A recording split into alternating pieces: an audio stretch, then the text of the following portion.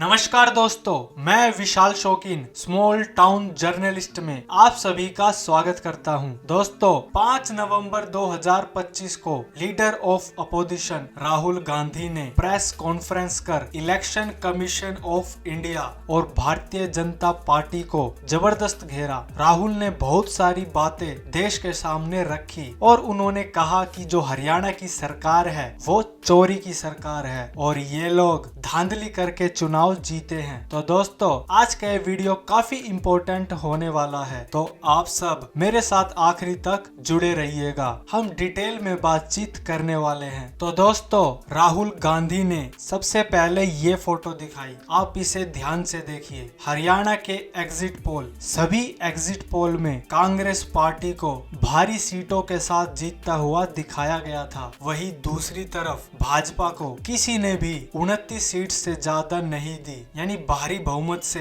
Congress party की सरकार हरियाणा में बन रही थी। दूसरी तरफ पोस्टल बैलेट की काउंटिंग में 90 में से 73 विधानसभा में कांग्रेस पार्टी आगे थी। वही दूसरी तरफ भाजपा सिर्फ 17। अब दोस्तों, सवाल ये कि क्या एग्जिट पोल, ओपिनियन पोल हमेशा ही सच साबित होते हैं? तो दोस्तों, इसका जवाब बड़ा सिंपल है, बिल्कुल भी नहीं। बहुत बार ऐसा हुआ है कि ओपिनियन पोल और एग्जिट पोल गलत साबित हुए और बहुत बार ऐसा भी हुआ है कि ओपिनियन और एग्जिट पोल दोनों सही साबित हुए। तो दोस्तों, ये कहना बड़ा मुश्किल है कि कब कौन सा एग्जिट और ओपिनियन पोल सच साबित हो जाए। अब दोस्तों, बात करते हैं पोस्टल बैलेट की। तो दोस्तों, ये भी जरूरी नहीं है कि अगर कोई पार्टी पोस्टल बैलेट की काउंटिंग में आगे चल रही है तो वो चुनाव जीती जाएगी। ऐसा बिल्कुल भी जरूरी नहीं है। अगर हरियाणा चुनाव 2024 की बात करें तो जितनी वोट पड़ी थी उसका सिर्फ 0.57% ही पोस्टल बैलेट वोटिंग थी। अब दोस्तों, आप सबके मन में ये सवाल भी जरूर आ रहा होगा कि ये पोस्टल बैलेट वोट कौन सी होती है। तो मैं आपको आसान शब्दों में बता देता हूँ। दोस्तों, पोस्टल बैलेट वो वोट होती है जिसमें हमारे पुलिस के जवान, पैरा मिलिट्री फोर्सेस और जो व्यक्ति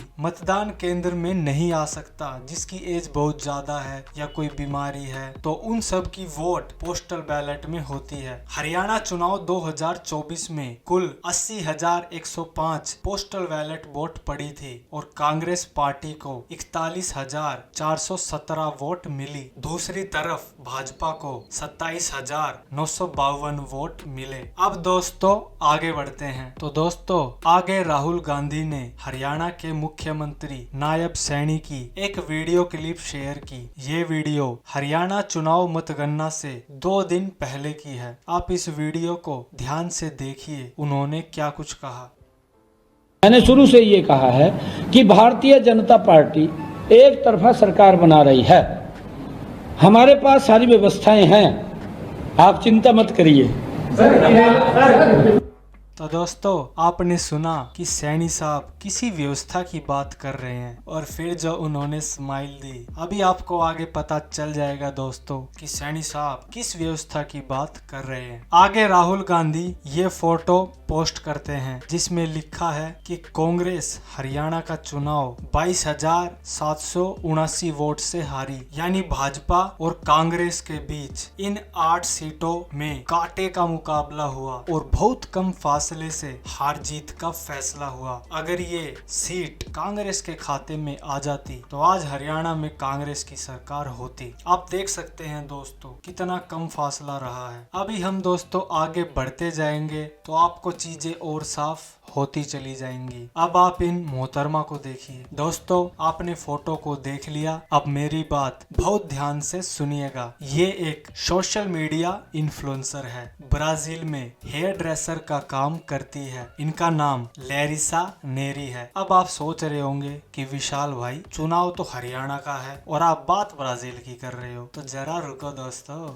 राहुल गांधी बताते हैं कि जो ये महिला है, इनकी फोटो का दुरुपयोग कर हरियाणा की राय विधानसभा में 10 बूथ पर 22 वोट बनाई गई, यानी 22 फर्जी वोट। राहुल का ये भी कहना है कि इतनी सारी वोट बूथ लेवल पर नहीं बनाई जा सकती, ये प्रोसीजर ऊपर से ही चलाया गया है। आगे राहुल ने खुलासा किया कि ये ब्राजील की महिला की तस्वीर आखिर उठाई कहाँ से है। दोस्तों, एक अनस्प्लैश नाम से वेबसाइट है, आप उसे चेक कर सकते हैं। वहां पर आपको बहुत सारी फोटोज मिल जाएंगी। कुछ फोटो के लिए आपको पेमेंट करना होता है और कुछ फोटो को आप फ्री में डाउनलोड कर सकते हैं। तो ये फोटो वहीं से ही उठाई गई है। दोस्तों, अब आप इस तस्वीर को देखिए। इसमें जो ये नाम लिखा हुआ है मैथ्यूस फेरेरो, ये एक फोटोग्राफर है। उन्होंने ही इस तस्वीर को अनस्प्लैश नाम की वेबसाइट पर डाला है। अभी आपको एक और कमाल की बात बताऊंगा। ये जो आप यहाँ बार कोड देख रहे हैं, राहुल गांधी ने इसे स्कैन किया और तुरंत वो इस वेबसाइट पर पहुंच गए। दोस्तों, अब सुनिए कमाल की बात। जैसे ही राहुल गांधी ने इस चीज का खुलासा किया, उसके कुछ देर बाद ये जो पेज है, ये पेज ही उड़ गया। आप देख सकते हैं, मैं स्क्रीनशॉट लगा देता हूँ। Page not found. मैंने ये खुद ट्राई किया और ये पेज उड़ गया। तो दोस्तों,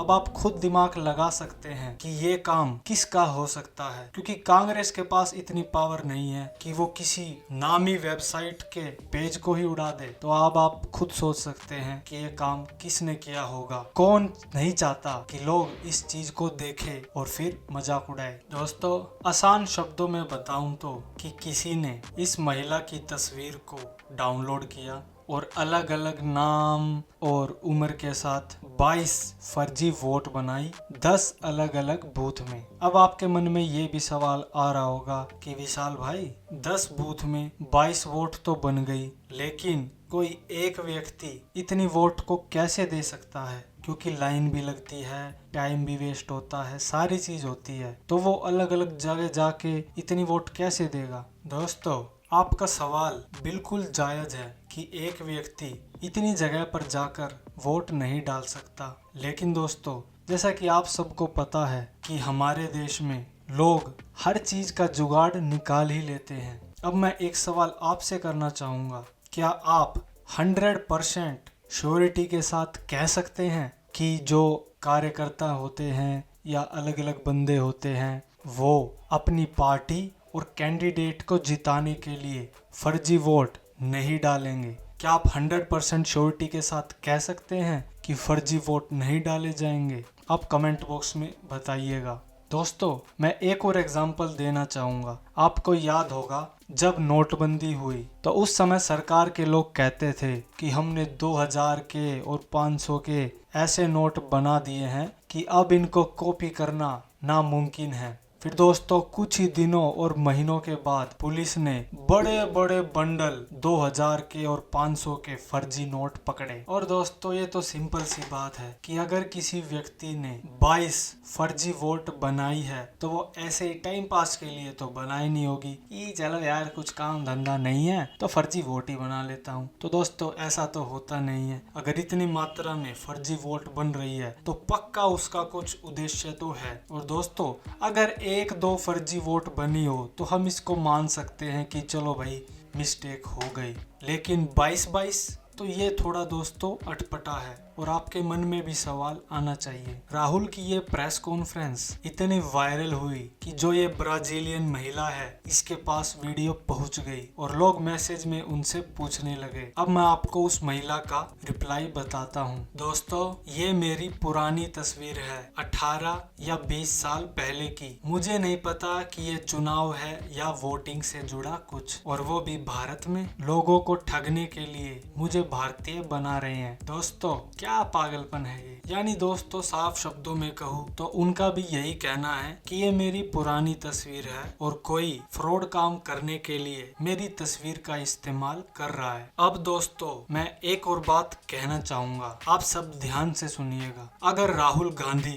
ये जो वोटर लिस्ट दिखा रहे हैं, अगर ये फर्जी है, ठीक है, क्योंकि बहुत लोग कहेंगे कि हम कैसे मान ले ये सब असली है। तो दोस्तों, मैं यही कहना चाहूंगा कि अगर ये वोटर लिस्ट जो राहुल दिखा रहे हैं फर्जी है, मतलब इन्होंने खुद से डिजाइन की है या बाहर से बनवाई है, और इसका जो असली चुनाव की लिस्ट है उससे कोई लेना देना नहीं है, तो मैं चुनाव आयोग से और सरकार से ये रिक्वेस्ट करूंगा कि राहुल गांधी पर कड़ी से कड़ी कार्रवाई होनी चाहिए, क्योंकि वो देश को गुमराह कर रहे हैं। और दूसरी तरफ अगर ये वोटर लिस्ट सही है तो चुनाव आयोग को खुलकर सामने आना चाहिए और एक एक चीज का जवाब देना चाहिए। चाहिए। ये कहने से काम नहीं चलेगा कि राहुल तो ऐसे ही कुछ भी कहते रहते हैं, सब झूठ है, फलाना ढिमका, ऐसे काम नहीं चलेगा। वो सबूत दिखा रहे हैं तो आप भी खुलकर जवाब दीजिए कि इसमें कितनी सच्चाई है। दोस्तों, पार्ट 1 को यही समाप्त करते हैं। अब जो